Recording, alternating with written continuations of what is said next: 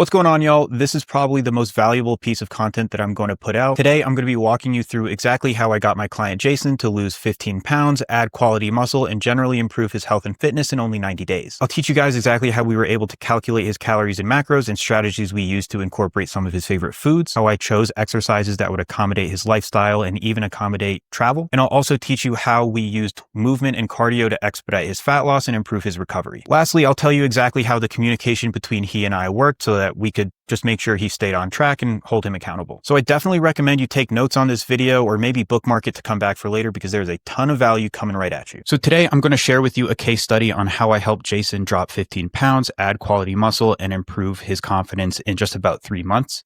For some context, Jason is a tax accountant living in New York City. That means that he constantly has people coming to visit. He constantly has to travel for work. He's constantly working long hours. He has busy seasons, all this kind of stuff. And so this is how I was still able to help him achieve his fitness goal despite how busy he was, despite how stressed he was, and despite all the things that life was throwing at him. So the strategies I'm going to share with you today help Jason, and they will also work for a number of people. They'll work if you are a busy professional. They'll work for college students. They'll work regardless of what level of training you're at. So if you're a beginner, you're advanced, whoever, basically, if you want to gain control over how you look and feel, this strategy will work for you. And I know this works because this is the exact strategy I use for myself and for all of my clients. This is how Steve was able to drop 20 pounds and transform his physique. Using these same strategies, Tom and Gabby were able to get so strong they wanted to enter their first powerlifting meets. We were able to add hundreds of pounds to their total while maintaining their body composition, or in Gabby's case, she was actually able to lose body fat in the process. This is also how Christian lost 10 pounds, built muscle, and regained his confidence. You can see in the message that he sent me that he feels much more confident shirtless. So that he sent me this over the summer. He was at a pool party. He was like, man, this is the best I've ever felt in my whole life. And so who's this video for? If you want to lose weight, but you struggle with a sedentary lifestyle because of work, school, or any other obligation, this is for you. If you want to adopt a more balanced approach to nutrition that you can sustain forever, this is for you. If you've hit a plateau in either building muscle or losing fat and you're actively seeking expert guidance to break through, this is for you. If you're someone who values doing things the right way, this is for you. And if you're looking for a structured and personalized training program to hit your fitness goals, this is definitely for you. And so who's this video not for? This is not for you if you're chasing a quick fix, or if you're not willing to put in the effort to make real change, or if you're not open to learning and applying new strategies for diet and exercise. And if you're not ready to invest in yourself and demand dedication, discipline, and a willingness to push yourself, this is not for you. So here's the truth. Most of the fitness information out there is just bullshit marketing. It's a lot of majoring in the minors and like moving pebbles as opposed to moving the big boulders that are going to make the biggest effort on your physique and on your overall fitness. And the truth is that fitness is attainable for everyone, and you can get fit without giving up carbs or spending countless hours in the gym. Most people aren't capable of getting in the best shape of their life because they don't understand how to eat with proper nutrition and find convenient options. They don't know how to efficiently train in the gym. They don't know how to navigate their fitness goals with their current lifestyle, especially with everything that life throws at you, from weddings to travel to family events to people coming into town to visit to nights out with your partner, right? How do you navigate all of this?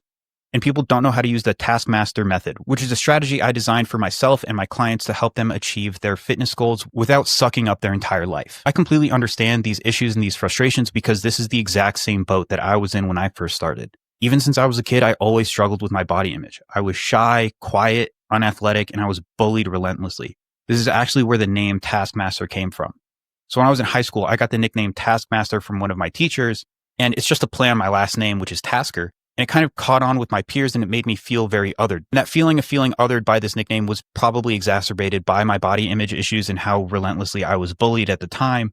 Now you'll see Taskmaster all over my social media platforms because that was the moment I decided to dedicate myself to finding out how I could get in shape like so many of my peers seem to do so easily. Even though I played sports and I felt like I ate the same foods, I wasn't able to achieve what everyone else seemed to do effortlessly. But after a few years, I was able to achieve my goals both athletically and aesthetically. I became a Division I athlete. I joined the fencing team for Boston College, got abs and a defined chest, which I wanted for a very long time.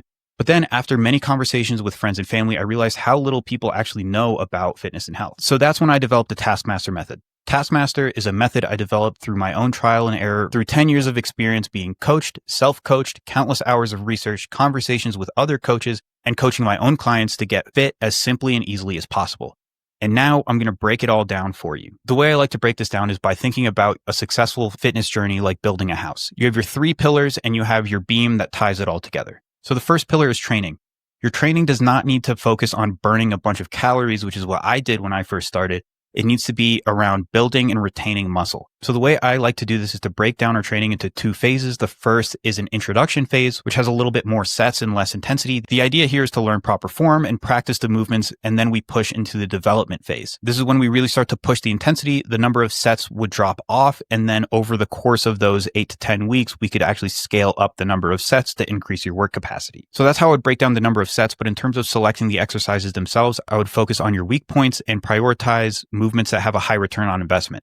So that's going to be exercises that use a lot of different muscle groups. So those are your compound movements like your bench press, squats, deadlifts, or variations of those. So like a chest press machine, a hack squat, an RDL, things like that.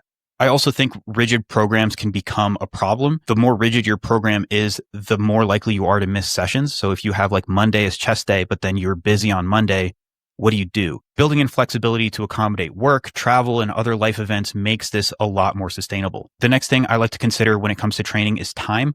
Time is always of the essence, so I think it's important to focus on not only movements that have that high return on investment, but also using intensity techniques to minimize the amount of time that you spend in the gym, and also maybe timing your rest periods or using strategies to minimize your rest as much as possible. Receiving some kind of feedback on your technique, I think, is also important. I'm going to talk about some strategies for that as well. And lastly is analysis and iteration. So for my clients, I like to look at a number of different metrics. So one of those is volume by week, both in terms of total volume and in terms of each muscle group. And so generally speaking, we want to see that trend upwards. If we're seeing a plateau or a dip, that might mean we need to make some changes.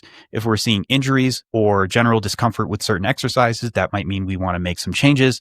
Or if we're seeing some major schedule changes, we might need to adjust the number of days that we're in the gym. We might need to adjust our program overall, etc. So how does this look for my client, Jason? When Jason and I started working together, the first thing I did was identify his weak points. For him, that was his back, delts, arms, and legs. You can see here, he already had a pretty decently defined chest. You can even see some lats poking through in the back, but the main thing he really needed to focus on was his arms. So with that in mind, we prioritize those within his training sessions. So something you can do for yourself is just follow the principle of first priority, meaning whatever you do first is what you're going to get the most results out of. So for Jason, that meant that if we had a chest, shoulders, and triceps day, we would actually start with his delts before getting into his chest movements. We also built in flexibility because, like I said, Jason is a tax accountant, which means that during tax season, he gets busy, he had to travel regularly.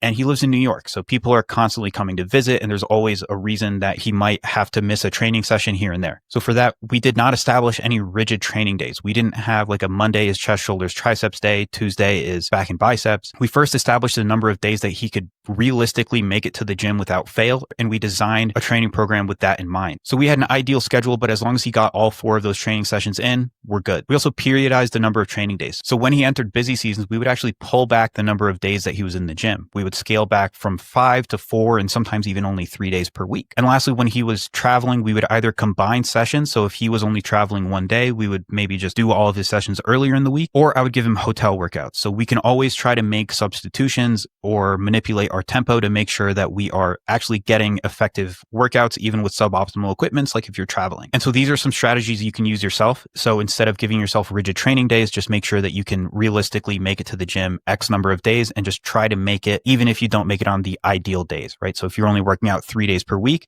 and you say that should be Monday, Wednesday, Friday, if something comes up and you can't make it Monday, Wednesday, Friday, but you can make it Tuesday, Wednesday, Saturday, that's fine. The total work that you're able to get done in the week matters more than the days that you do it on. And lastly, you can use some of those same techniques when it comes to hotel workouts. So if you're staying at a hotel, you can try finding substitutions with dumbbells. So hotel gyms won't usually have very heavy weights, but you can still manipulate your tempo to get an effective training session. So think about slowing down every rep as much as possible down to like maybe 5 seconds so that you can still get effective training with suboptimal equipment or even lighter weights. And so because Jason was so busy, we tried to keep his workouts to an hour or less. So we did that by establishing a quick and effective warm up. So on his upper body days, we would just really warm up his shoulders, maybe do a couple sets of push-ups and then get right into his exercises.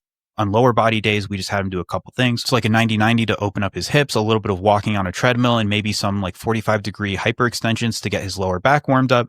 and then we get right into our workouts. We also optimize for time by using intensity techniques on isolation exercises. So like I said earlier, during that development stage, we might want to add more sets. But for movements like curls, tricep extensions, leg extensions, things like that, we can just use intensity techniques to conserve time. So in terms of those intensity techniques, you can think about adding drop sets, supersets, myo rep sets, rest pause sets, etc., in order to continue to get more stimulus for the target muscle without increasing the total number of sets and resting for another couple minutes in between sets. So instead of adding more sets, we can just squeeze the most out of each individual set by using these techniques. So also, to optimize for time, we tried to find his minimum effective rest time. This is going to vary from person to person, but you can use these strategies yourself. So the first thing I had him do was try pacing around the gym. This was 1, to increase his number of steps, but also 2, to make sure he doesn't get sucked into his phone.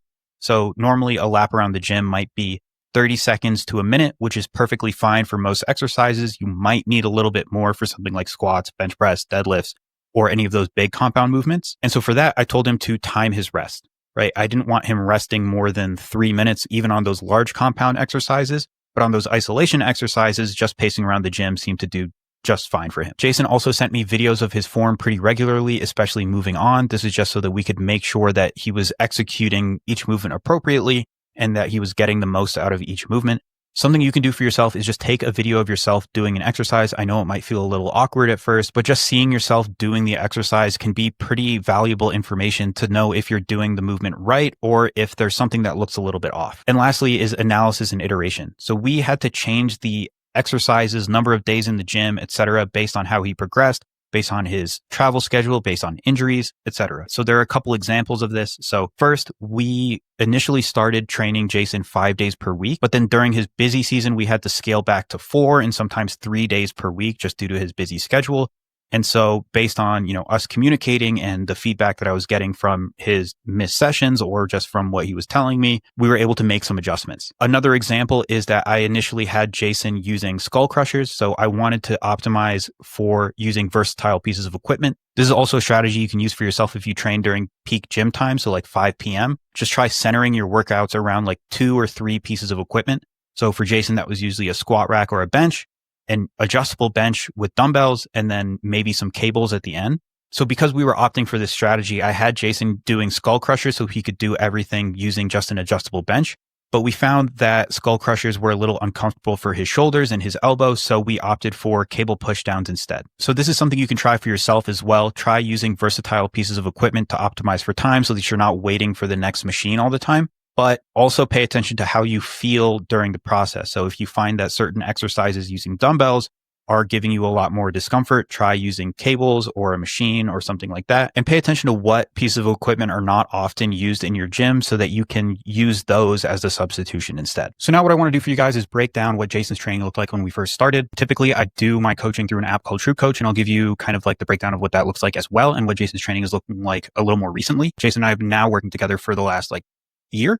A little over a year, but this is what, the program that we set him up with initially. So some guidelines that I like to follow are we generally stick with an introduction phase, like I talked about at first, and then we move into the development phase. So some general guidelines for that introduction phase are we want to keep the number of sets a little bit higher. So we stick with 10 to 20 sets per muscle group per week. And we consider the overlap between different muscle groups. So for example, if you do a bench press, that's working your front delt and your triceps in addition to your chest. The way that I kind of calculate the total number of sets is that if it is not the main mover, but it's assisting, we can kind of count that as a half a set for that muscle group, right? So for example, if you do 4 sets of bench press, that's going to count as 2 sets towards your front delts and your triceps. From there, we can kind of break down the reps. So I typically stick with 10 to 15 reps, maybe a little bit higher, kind of depending on the exercise. And that's just so that we can get more practice with the movements. The intent of this phase is to practice each movement and increase the weight every week until we hit failure on any given set. And so for that reason, we start with the intensity being between 3 and 4 reps in reserve. And then we just kind of incrementally add weight over the next 2 to 4 weeks until we hit failure. So then we know what failure actually feels like. A big issue that I see with a lot of people in the gym, not even just beginners, but people who have been in the gym for years, is that they actually don't know how to train very hard. So by progressively adding weight week over week over week, we can kind of scale up until we eventually hit failure, right? So from there, once we have at some point reached failure on a given set, we can move into this development phase because we know what failure starts to feel like.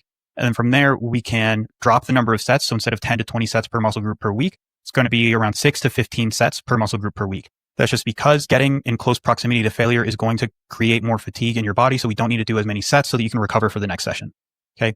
And same deal here. So if there's overlap, we consider it as half a set for that muscle group. And then in terms of reps, we stick with 5+ reps depending on the exercise. So for certain exercises like the bench press, you can do like 5 reps and still get a lot of stimulus, but trying to do 5 reps on lateral raises doesn't really make a whole lot of sense, right? So kind of depending on the exercise, we're going to vary the rep ranges. Still generally though, on those main compound movements, we're going to stick with like an 8+ rep range just because we still want to continue to get that practice. Those first few reps won't be very hard. So you can kind of like ease yourself into the set, but it's, not generating an insane amount of fatigue like you would be getting from 20+ reps. In terms of intensity, we want to get a lot closer to failure. So instead of 3 to 4 reps in reserve, we're going to go with 0 to 2 reps in reserve. So we really want to get really, really close to failure just so that we can make sure that we're getting stimulating reps in a productive training session. And lastly, the intent of the development phase is to push each set hard so that we can start to build muscle. The introductory phase is, mainly going to be practicing the movement, making sure that we acclimate so that we don't get super sore and we can recover for the next session. Now, I mentioned this idea of reps in reserve when I was talking about the intensity for the intro phase and the development phase. But reps in reserve basically means the reps you think you have left in the tank before you hit failure. And so some guidelines here on what that means is if you're at 0 reps in reserve, that should feel like your last rep is pretty sloppy and you would probably fail if you got another rep. And in terms of speed, and this is kind of going to vary depending on the exercise and the person, but the speed should be slow. It should be very, very slow when you get that last rep, right? And so as you kind of move down this reps in reserve chart, it decreases in intensity, right? So 1 rep in reserve is like your last rep was pretty clean. But if you did another, it would be pretty sloppy, but you could probably get it. And then the speed of that would still be pretty slow compared to the rest of the movements. And then similarly for 2 reps in reserve, right? You could probably do at least 1 more clean rep, but more than that is a little iffy. That last rep should still be pretty slow. And 3 reps in reserve is going to be pretty similar. You should feel like you have a couple more clean reps in the tank. But that 2 to 3 RIR range feels pretty similar. So it's going to take a lot of practice in order to figure out what's accurate. But as long as you're in the right ballpark, you should be totally fine. 4 and 5 reps in reserve are going to feel a little bit closer to a warm up. So 4 reps in reserve should feel like you're starting to feel the burn, but all the reps are around the same speed.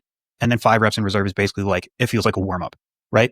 And so if we take a look at Jason's training when we first started, we can kind of break down how this looks, right? So first, let's take a look at his day 1, which was a push day. So when Jason first started, we had him on a 5-day per week split. That has since changed because he took up running, because he enjoys running, and because his work schedule got a lot busier. When we first started, we started with a 5-day per week split. So that's push, pull, legs, upper, lower. Push exercises are like chest, shoulders, triceps. So those are all the movements that are going to be, kind of pushing with your upper body. Pull movements are going to be movements like or pull day. That's going to be your pulling movements like your back and biceps. Sometimes you can include rear delts, but for Jason, I included his rear delt movements on his push day just because we could kind of superset with pec deck machine like we can see here, but I'll dive a little bit more into the program in a little bit. The 3rd day is legs, pretty self-explanatory there. And then the 4th day is upper. An upper day is basically like an all-around both push and pull movement. So it's chest, back, shoulders, and arms.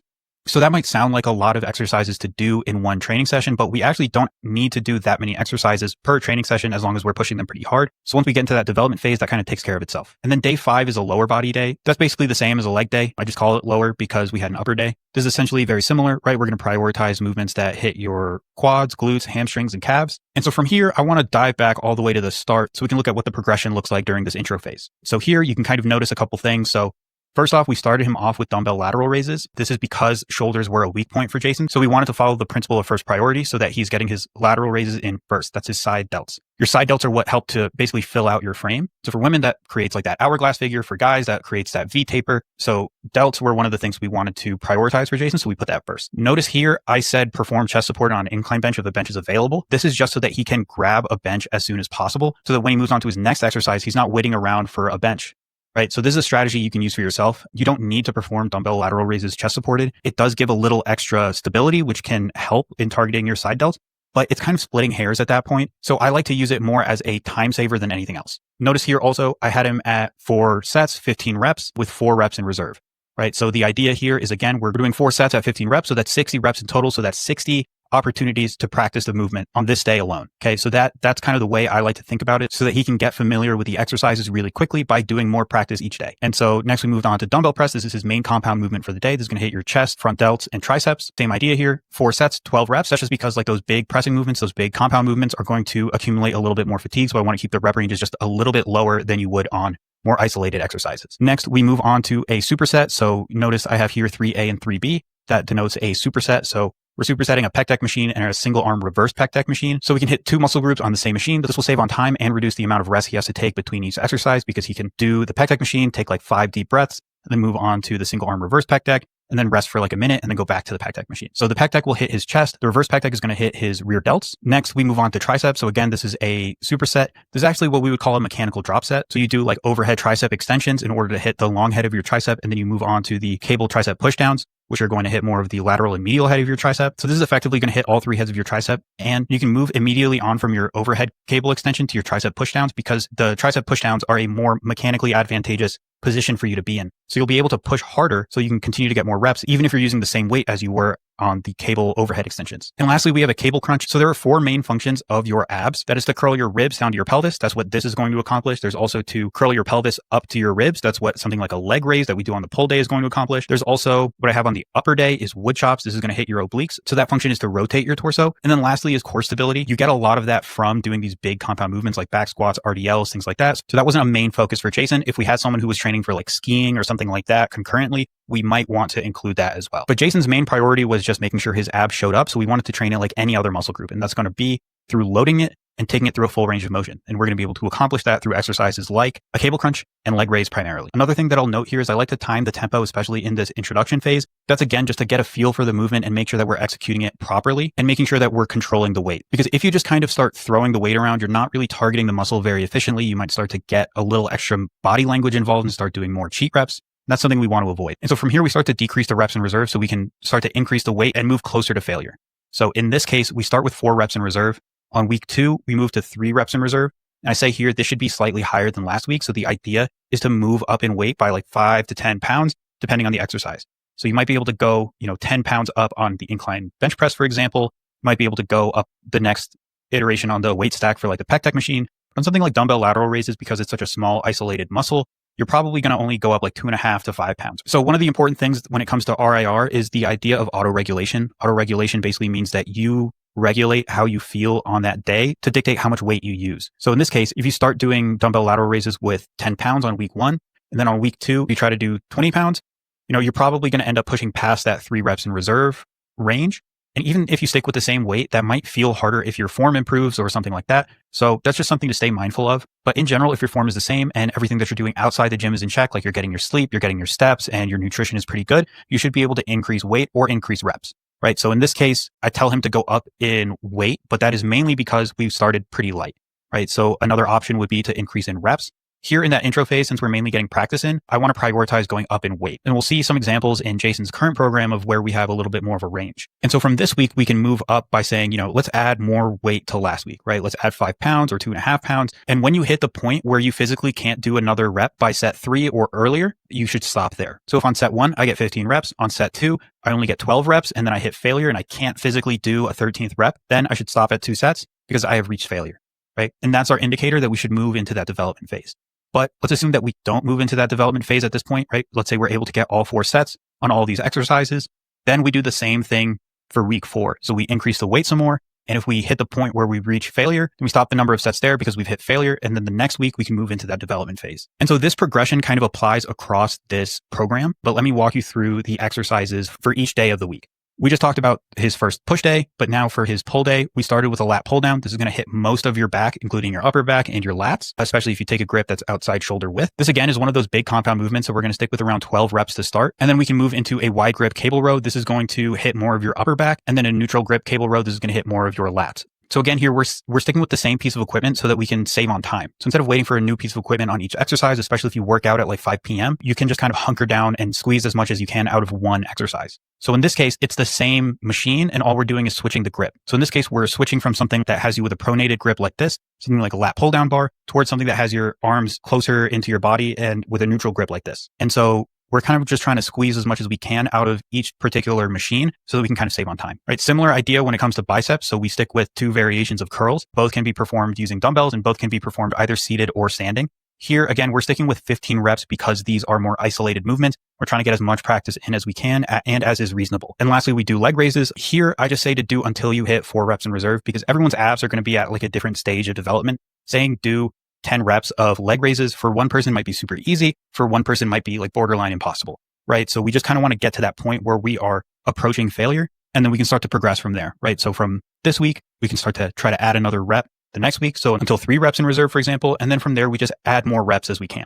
From here, let's move on to Jason's leg day. So I like to have people start off with a 45-degree hyperextension. This is just to get your hips firing, especially if you sit at a desk all day. Another option is like a barbell good morning, a barbell RDL, or even like an adductor machine. These are all great options to try to get your hips firing. But if you do like a barbell good morning or a barbell RDL, it's probably a good idea to just like stick with the bar or a very light weight, just so that you can get those hips and glutes firing. At first, we started Jason off with a 45-degree hyperextension. I like this for most people if you have it at your gym because it's going to train your glutes and lower back in a shortened position, right? So when you sit at a desk, you are going to constantly be in a stretched position. So we want to get used to being in a more shortened position and moving our body through a full range of motion, okay? Like I said, you can achieve this through a good morning or a Romanian deadlift, but that's going to hit your glutes in a lengthened position. So that's just something to be mindful of because if you've been sitting at a desk all day, it might not feel great to go straight into a lengthened position exercise. We figured out that for Jason, that actually feels pretty good for him. So we'll see in the newer iterations of his program, his warm-up kind of looks a little bit different. So this is exercise 1. This is his warm-up. I typically also give him some stretches, but I just didn't include it in this template because that's kind of vary depending on the person. Next, we move into a back squat. In a lot of gyms, you might notice that the squat racks are very rarely taken. There's a big movement now towards machines and away from free weights. This is a good opportunity to learn and progress using these exercises that people are kind of staying away from. Squats are not bad for you. They're actually probably going to end up being good for you because they will also increase core stability through proper bracing. So notice here in the notes, I said take a deep breath at the top of each rep and brace your core. Right? So that you kind of want to think about squeezing out a poop, but also holding it in at the same time. It's going to create more intra-abdominal pressure, which is going to create a more stable squat. It's going to help you keep a neutral spine, and learning how to do that is going to be instrumental in progressing in your squat. And that also has carryovers into everyday life. So a lot of people throw out their backs by doing something as simple as picking up a bag of groceries off the floor. If you learn how to brace and you train your lower back and your glutes to fire, then you'll be much less likely to experience this. So I definitely recommend taking some time to learn how to do these exercises. I don't give them to everyone. It kind of depends on your situation. But for Jason, he kind of already knew how to do a back squat. He likes the exercise, so we stuck with that, right? Next, we moved on to hip thrust. A lot of guys don't train their glutes in particular, and most back pain is tied to having weak glutes. So regardless of your gender, you should definitely be training your glutes, right? The hip thrust is one of the best exercises to train your glutes. It trains it in a shortened position. And this, at the very least, could be a good option for a warm-up. And through these two exercises, the back squat and the hip thrust, we could do all of this using a barbell in the squat rack. But the only thing you would need is for the hip thrust is also to drag over a bench. For Jason, he has benches that are kind of dedicated to be near the squat rack region, so he doesn't have any issues there. Next, we have seated leg extensions and hamstring curls. Leg extensions are the only exercise that will train your quads in a shortened position, and hamstring curls are the only exercise that will actually be able to train your hamstrings by curling your leg up. So these should be staples in your leg training, in my opinion. But as far as if you should perform a hamstring curl seated or lying, seated is generally going to be better, but lying will still definitely do. So I try to give people options so that they can move between different exercises if one isn't available. So learning how to adapt to the situations that are going on in your gym is an important skill. And I try to teach that to all my clients. So here I kind of say, seated hamstring curl is preferred, but lying will do if the seated leg curl isn't available. So lastly, we hit some calves. Calves aren't a big priority for Jason, but it's still important to train them. But training your calves can also improve your ankle mobility, which can help with hitting depth on squats and reduce the risk of strains and sprains, especially if you're someone like Jason who does a little bit of running. And from here, it's a very similar idea to the progression we had in the previous days. So we're going to try to increase from 4 reps in reserve to 3 reps in reserve. From there, we add 5 pounds each week. And the back squat, it could even be 5 to 10 pounds, depending on how the previous weeks went. So if you left a lot left in the tank, you could definitely kind of bump that up to 10 pounds. And especially on these big compound movements, you might be able to progress more quickly than on these smaller isolation exercises. Okay, that applies for something like the hip thrust as well. And then from there, we optionally include this 4th week if you hadn't hit failure during that 3rd week. And so from here, we can move on to the upper days. So in this case, again, we start with the dumbbell lateral raise. This is a very similar idea as before. One is to prioritize hitting the side delt, following the principle of first priority. You're going to get the most out of the movements that you do first. So here we're going to do the dumbbell lateral raise first because that's a main thing that we want to hit. And then we're also going to try to grab an incline bench if one's available. That's going to serve 2 purposes. One is that we can get a little extra stability doing the lateral raises. And 2 is that we can move really quickly into the incline dumbbell press. So the incline press is going to hit a little bit more of your upper chest as compared to a flat bench. And that's going to contribute to making like a well-rounded overall look in your physique. Next, we move on to a chest supported dumbbell row. This is going to allow us to use the same incline bench that we were using for dumbbell bench press to move on to our row. So again, we're kind of doubling down on the same piece of equipment. In this case, we're using it for 3 different exercises. So we don't have to move around a whole bunch in order to get an effective workout. So we only have to grab a couple pieces of equipment. Next, we move on to cable lateral raises. This is again going to hit the side delts. In this case, I say to set the cable up such that it's in line with your hand when it's by your side. This is going to prioritize hitting your side delt when it's in its lengthened position. And I keep talking about like lengthened and shortened positions because it's important to train your muscles both where it's weak and where it's strong. There are some studies that show that training the muscle at longer lengths is going to lead to more growth overall. So I do like to prioritize those exercises when it's realistic. But the main things that we want to optimize for here are pushing with intensity, especially when we get into that development phase, and saving as much time as we can.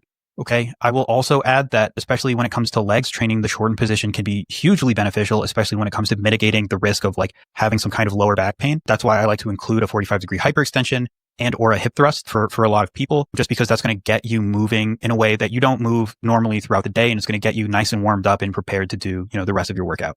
Right. And if you're someone who struggles with lower back pain, I've had a number of clients who have told me that, training these couple exercises in particular has helped them tremendously. And so the takeaway here is don't prioritize only lengthened position training just because it might lead to more growth. Training in the shortened position also has tons of benefits, especially when it comes to how you feel throughout the day. Right. And that's going to depend on the exercise and the muscle group and all that kind of stuff. So back to the program, after lateral raises, we move on to another superset. So in this case, we're supersetting tricep pushdowns with cable bicep curls. So in this case, all you have to do is move the cable stack between the top and bottom between each phase of the superset. And then you'll be able to effectively train your triceps and your biceps using the same piece of equipment. And again, we're just trying to consolidate time here, right? And in this case, we're able to use these 3 exercises using the same cable tower. So in this case so far, we have only used 2 pieces of equipment. That's an incline bench and a cable tower, right? And even as we move on to this last exercise, which is wood chops, this again is just using a cable tower. And this is going to get us that trunk rotation that I talked about earlier. And in terms of progression on this day, it's going to be very similar to the previous one. So we're going to move from 4 reps in reserve to 3 reps in reserve, and then just add weight from there until we hit failure. And lastly is our second lower body day. So again, we're going to stick with a very similar structure here. So we're going to start with a 45-degree hyperextension. This is again going to just be a nice little warm up. If you don't have a 45-degree hyperextension, you can do a good morning, RDL, things like that. If those don't feel good for you, you can start by warming up with like Supermans on the turf or on some mats if you have those in your gym, or you could also hit like the adductor machine. And that's the version of the machine where you push your knees out like that. Right. And so that is essentially just going to get your hips firing. I think the 45-degree hyperextension does a really good job. So if you have it, I would definitely recommend using it. And then from there, we move on to a step back lunge. So this is going to be a unilateral movement. A lot of people neglect unilateral training when it comes to their leg development. This is an issue I had for myself where I had one leg that was significantly bigger than the other. That's due to my fencing days. So I had to prioritize unilateral movements. And I generally think it's a good idea to include some unilateral movements in your training overall, especially in this case where we're doing a step back lunge. You're also going to get some core stability out of this. Right. And also notice we're loading with a barbell, not dumbbells, so that we can really quickly move into a Romanian deadlift. A Romanian deadlift is primarily going to train the glutes. A step back lunge is going to train both your quads and glutes. So we're kind of doubling down here on glute training because again, that's a really important thing when it comes to people who work at a desk. Then again, we're going to move on to a leg extension and a leg curl because these are the only ways that you can train those muscles in that way. So we're going to hit those twice in the week. And as an added benefit, this is going to just give us more practice. And then lastly, we move on to calf raises. And again, the progression in this phase looks very similar to the previous ones. Okay. And so following those general guidelines that I outlined at the start, we can kind of outline what the total volume per muscle group looks like.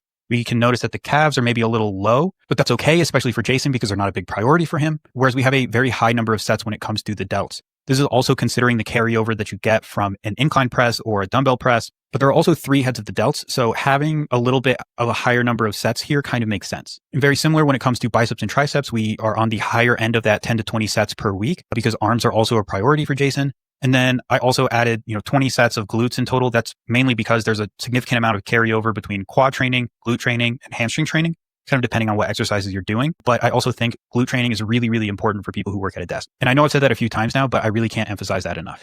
Okay. And so the rest of this really falls into those guidelines of 10 to 20 sets per muscle group per week during that introduction phase. Now let's take a look at this development phase. So there are a couple changes going into this stage. The exercises primarily stay the same. The main differences are the number of sets and the intensity, right? So in this case, we drop from 4 sets to 3 sets as soon as we move into this development phase. We drop the reps in reserve from 3 to 4 reps in reserve down to 2. We also drop off that time tempo, right? The tempo is really just there to help you learn how to execute the movements appropriately. But then once you kind of get the hang of it, you can just try to make sure that you're controlling the rep. And so the progression from here kind of looks like this. So certain exercises, especially the isolation movements, we're going to drop off the reps in reserve from 2 to 1.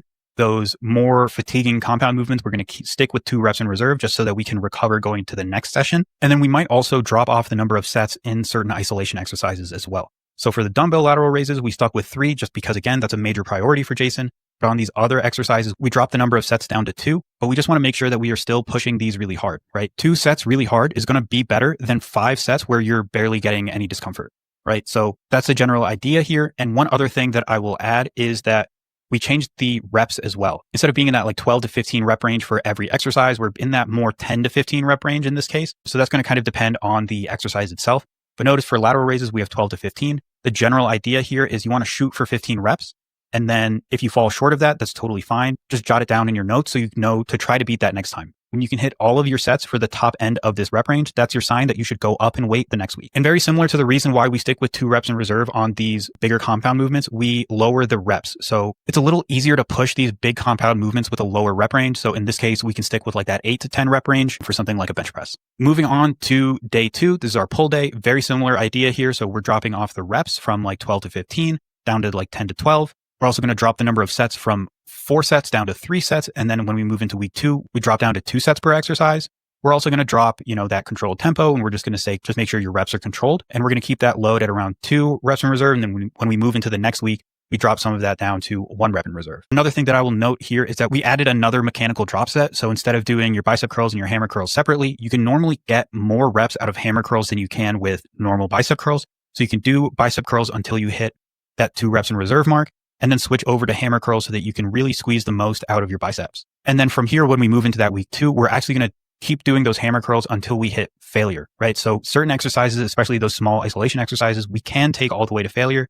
In this case, we're doing that because biceps are a big priority for Jason. And the way I define failure is that you can't move the weight more than halfway. If you can get like most of the way there, especially for something like bicep curls, I would count it as a complete rep. It's only when you can't get past that halfway mark where I would count it as failure. That makes a little bit less sense for something like a dumbbell bench press because you're probably going to lose control over the dumbbells when you fail or get really close to failure with something like a dumbbell press, right? And that's one of the reasons also why we stick with that 2 reps in reserve, even when we move into that development phase. Moving on to leg day. So again, here we are sticking with a very similar structure, 2 reps in reserve, 2 to 3 reps in reserve, right? So in this case, for the 45-degree hyperextension, we're sticking with 3 reps in reserve because again, we're treating this more like a warm up. From there, we move on to our back squats. We're dropping the reps from 12 reps down to 8 reps. That's just so that we are not stressing our cardiovascular system as much. And that will allow us to push the exercises a little bit further.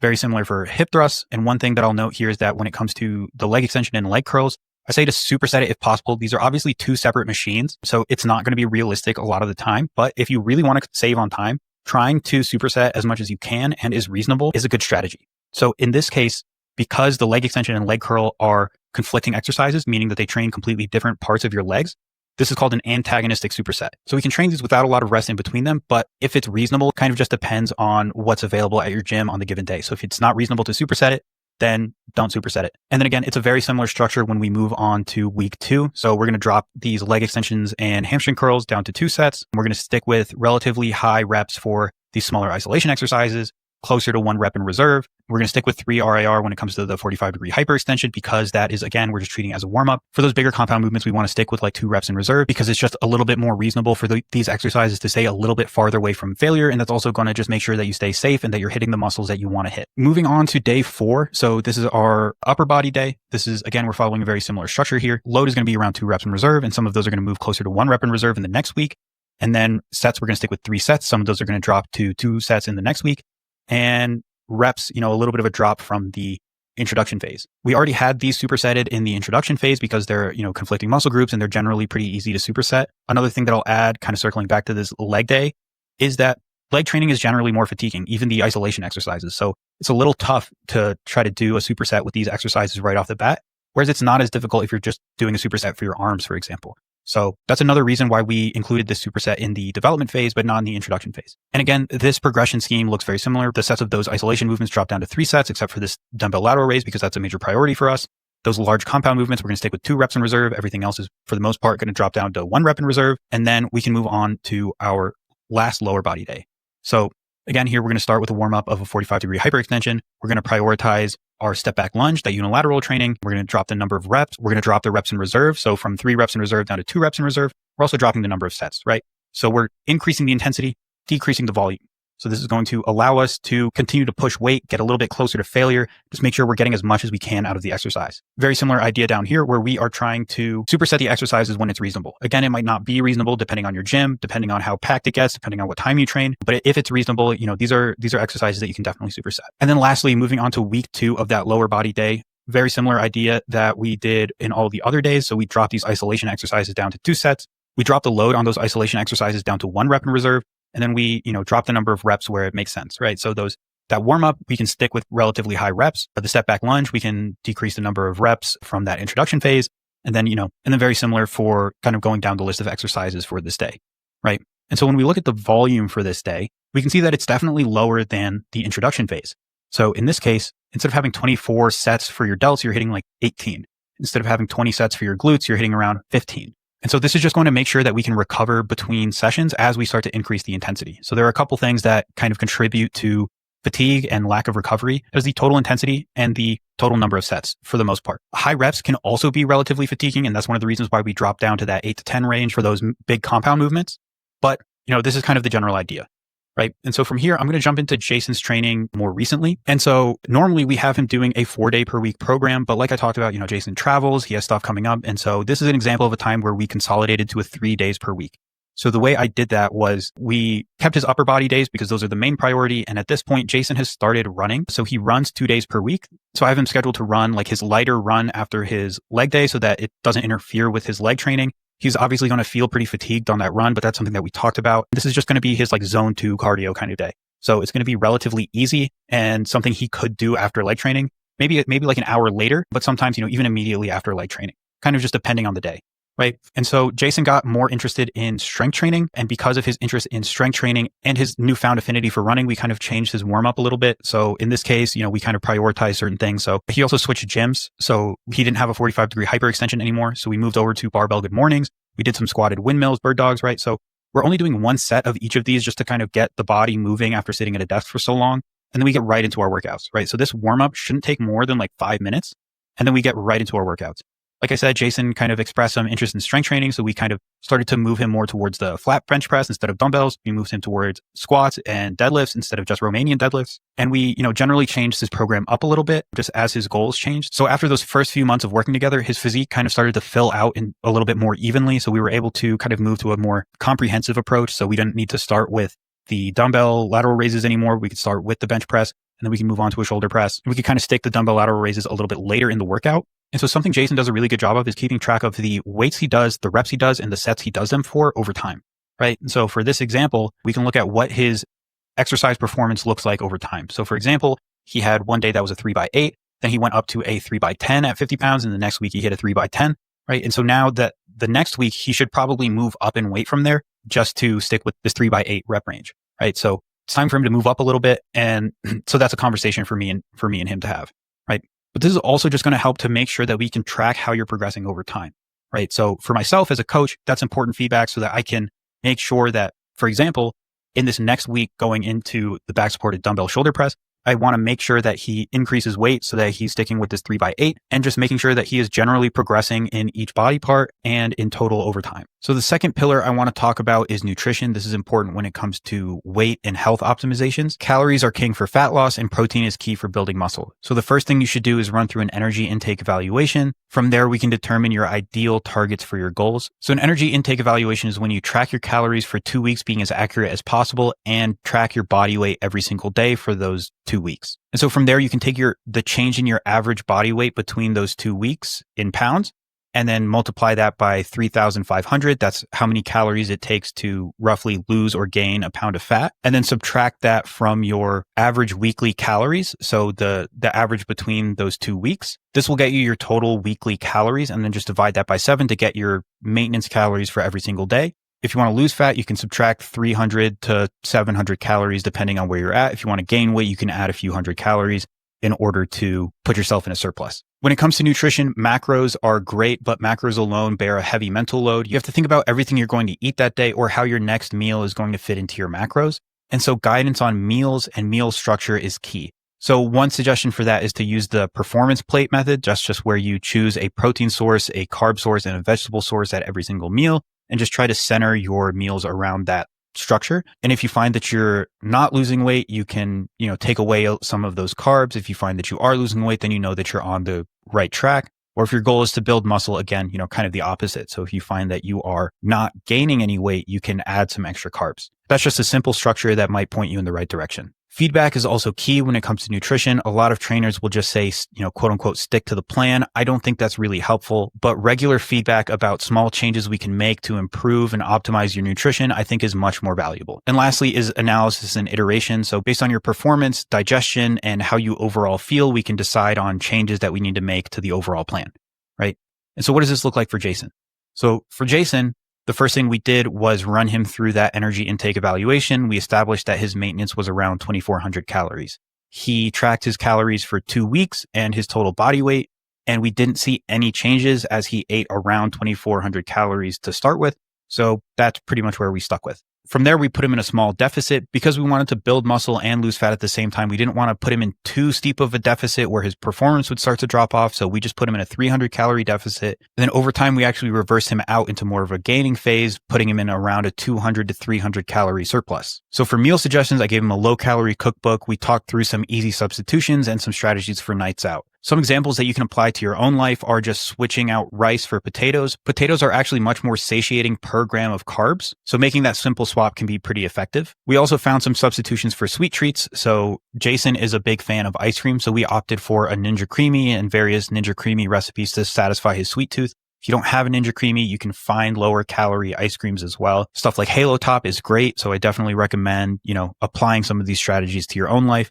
I also had Jason set some strategies for nights out, and these are some that you can apply to your own life as well. One is to set a cap on the number of drinks you can have. So instead of having 8 to 10 drinks, you can have just 3 to 5. You can also make some more room for those calories during the day by using a protein sparing fast, which is where you mainly eat protein and vegetable sources throughout the day, or just generally cutting back a little bit on your carbs and fats during the day to make room for those extra calories at night. And the last strategy that I use for Jason, which I recommend for everyone, is if you are going to have a night out, have a late night snack at home already prepared for you. So for Jason, that was just yogurt, protein powder, and berries. That seemed to work pretty well for him, but find something that works for you so that you don't just end up door dashing some garbage. So I came up with a number of these strategies for Jason just based on his food log. I was able to make tailored recommendations. So I definitely recommend using an app like Chronometer or MyFitnessPal in order to track your food and see what your general preferences are so that you can come up with some of these low calorie ideas for yourself. And lastly, pay attention to any changes you might need to make. So based on plans, how your weight changes, how your mood changes, how you're sleeping, you might need to make some adjustments to your overall plan. One example is that Jason had a trip coming up, so we had to expedite his fat loss so that he could feel beach ready, essentially. So we dropped his calories from being in a 300 calorie deficit. We dropped it down to around 600 so that we could have him lose a little bit more weight going into that trip. Now I'm going to talk to you guys about how you can use a calorie online to determine your maintenance calories or even put you in a deficit. Like I said before, something I like to do is use an energy intake evaluation. This is specifically helpful for people who feel like their metabolism is crashed or they're not sure what's going on. If you have some experience tracking, this can be a great place to start. If you don't, it might be a good idea to just track without having any goals in mind first, and then set some goals later on within like 2 weeks or so. What you can do to start is just find any online calculator. They're generally the same. I'm using calculator.net here, and you can enter your information to get your maintenance calories, right?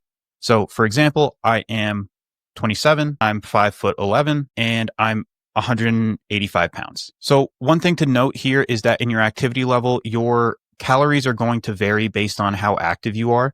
So one thing you can do is kind of base this off of your step count, right? Assuming you're going to the gym doesn't actually burn that many calories, but what you do outside the gym might. So if you're sedentary, that's going to look like being between 1 and 6,000 steps. Lightly active is between 6 and 10,000 steps per day. Moderate is over 10,000 steps per day. Active would maybe be over 15,000 steps per day. And very active or extra active, that's like if you run a marathon, and extra active would be like if you run a marathon and you work a very demanding job, like physically demanding job, right? So for myself, even though I hit around 10,000 steps per day and I'm strength training 4 times per week, I only put myself as lightly active. I don't think that what they have here is very accurate, right? Exercise 1 to 3 times per week.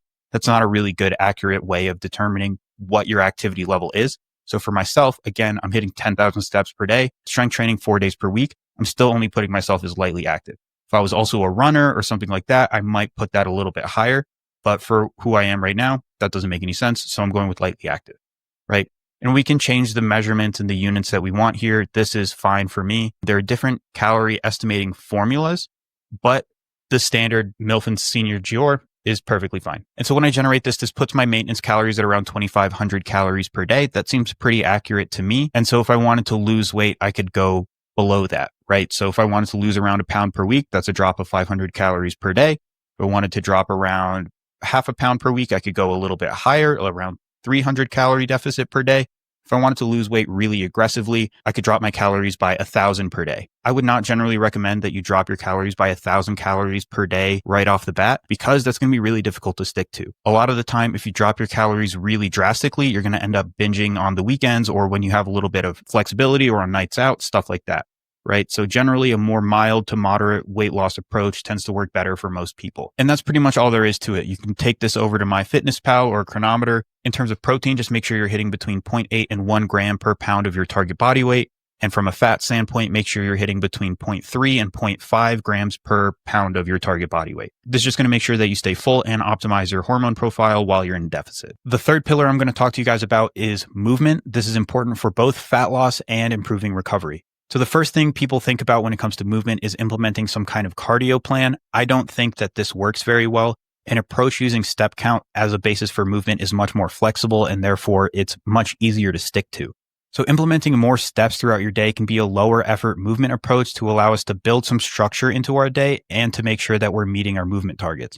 So some ideas there are just to go for a walk after every meal, to pace around the gym, like I said earlier, to pick a farther parking spot, to take the stairs instead of the elevator, right? Stuff like that. So you can just build in some rules to create a little bit more structure so that you're getting more movement into your day just a little bit more intentionally. Increasing your step count is also super valuable for recovery. So recovering from strength training sessions doesn't just come from sitting on the couch all the day. Movement is important to make sure that your joints feel well lubricated so that your muscles don't get super tight, right? Stuff like that. And lastly, we only implement cardio when we need to. So cardio is great. It's good for heart health. It's good for expediting fat loss, but extra cardio should only be used as a last resort. And that's when walking becomes too intensive. So if you need to walk 15,000 steps in order to continue to see fat loss results, that might not always be realistic. So that's when I would start to implement more cardio. Or if for some reason you're not able to hit your original step goals, it might be a good idea to start adding in cardio. And so for Jason, this is the way we implemented more movement into his day. The first thing we did was take a look at his total number of steps that Jason was usually getting, and that was around 5,000. Even though he lived in one of the most walkable cities, he was still only getting around 5,000 steps a day because he worked at a desk all day. So the first thing we did was try to set incremental step goals. So try to increase his number of steps around 1,000 steps per week or every 2 weeks. And the goal of this was to make sure that he wasn't overwhelmed by trying to double his step goal right off the bat. We kept things semi-structured, so we discussed some low-effort habits to add in more movement, like walking on his lunch break and using a farther bathroom while he was at work. And I mentioned recovery. Jason noticed that he had joint discomfort early on, but after incrementally increasing his step count, it just kind of disappeared. And lastly, we implemented cardio when we had to. So for that last-minute trip that he had, we did implement his cardio of choice 2 times per week. Jason chose to run. He actually enjoys running, which is pretty rare. But by implementing a little extra cardio and dropping his calories, we were able to get him in the shape that he wanted to be in before he went on that trip. And lastly is the beam that kind of ties all of these pillars together. Accountability and communication is key. So none of this works unless you're held accountable, and feedback and analysis only works if we have metrics that we can analyze, and form checks only work if there's something to see. You need to build in some form of accountability for yourself. This doesn't need to be a coach. It can be your partner or a reliable friend who is going to help keep you on track. You might be able to analyze your own metrics and form if you have the time or want to put in the effort to do that. So just by taking videos of your form and reviewing them and seeing how you can make adjustments to make movements more effective, and by tracking your food and your training to make sure that you're increasing your total volume over the course of time for different movements, and that you're actually adhering to your nutrition plan, you can kind of start to hold yourself accountable. And so that effectively is the Taskmaster method. It's all about incrementally improving your nutrition, your training, and your movement, and tying it all together through some system for accountability and communications so that we can make the changes that we need to reach your goal. This method is designed to set you up to strip off excess body fat and pack on muscle with built-in flexibility so that anyone can do it. Ultimately, it will transform your physique, creating a more capable and confident you. For Jason, the results were so worth it. He loved feeling lean, strong, and getting compliments from his peers. He was even getting DMs from people he hadn't seen in years, telling him that he looks buff, asking if he was lifting, asking what kind of program he's on, and it felt great. This method can become the basis that many individuals need to get in shape and stay in shape for good. Now that you understand exactly how this process works, I have an offer for you. If you're a corporate professional that is skinny, that is fat, or that is skinny fat, if you're tired of your current physique, or if you're overweight and you're ready to carry yourself with confidence and you're ready to look and feel good with your clothes on or off, I have an offer for you. I'll help you melt off 20 pounds of excess body fat and pack on muscle in 90 days using the Taskmaster method, or your money back, no questions asked. If you follow the program, if you communicate well, and you're still not seeing the results that you want after 90 days, I will give you your money back, no questions asked. If that sounds like you, click the link in the description and book a call with me so I can see how I can help you. And even if you're not interested, I definitely recommend implementing some of the strategies that I use with Jason, because I use this with all of my clients and I use it with myself in order to get the best results possible. So thank you guys for watching, and I hope to hear from you soon.